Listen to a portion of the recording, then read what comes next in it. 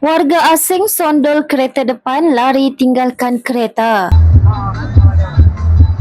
Lari.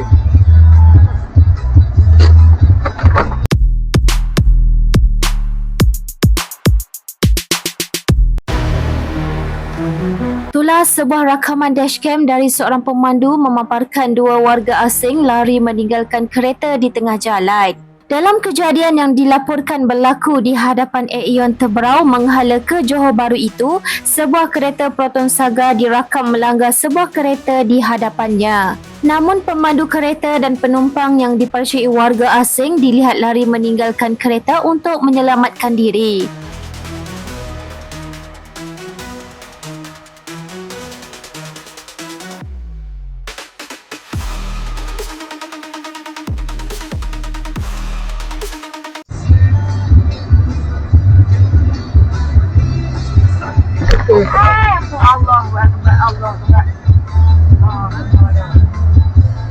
Lari.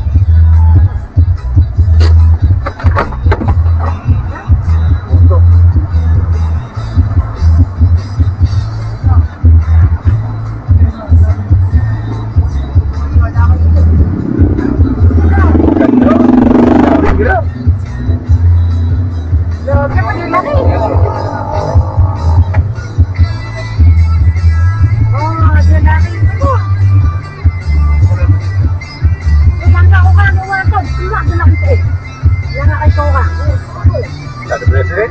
Ako sa dito piniti.